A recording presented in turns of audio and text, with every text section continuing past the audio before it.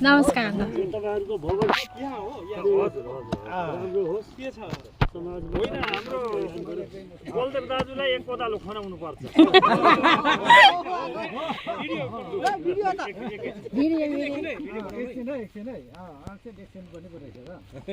दाजु भनेको ठाउँमा म चाहिँ छेउमा हुनु पर्यो नि त पैसा पनि हाल्दिनु भयो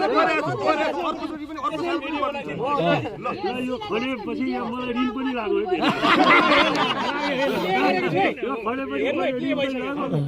मैले यो ऋणको पुरा गर्नेछु तपाईँहरूले दिएको खण्डमा बसेको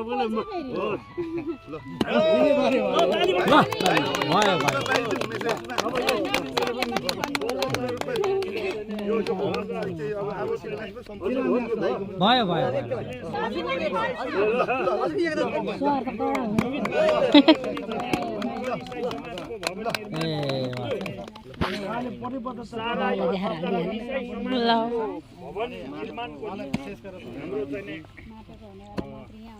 यहाँ सुरु भएको छ यो अवसर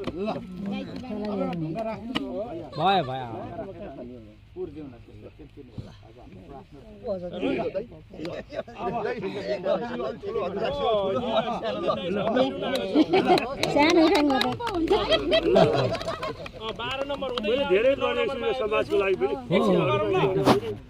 गरेर गरिदिएको छु मलाई पनि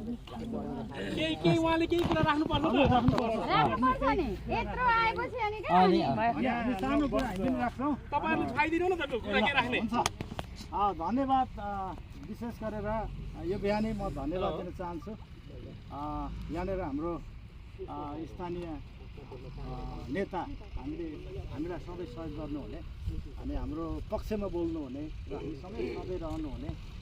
बलदेवजी हामीसँग हुनुहुन्छ उहाँलाई हामी स्वागत गर्न चाहन्छौँ ताली बजाएर र विशेष गरेर यो नगर इसाई समाजको भवन बनाउँदै गर्दाखेरि हामीले एउटा प्लान बनायौँ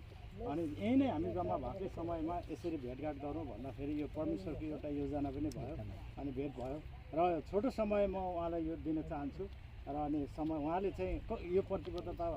र अनि विशेष गरेर क्रिस्चियन समुदायमा उदयपुरमा यो उदयपुर जिल्लामा रहेका लगभग हामीले अन्दाजी गर्दाखेरि चाहिँ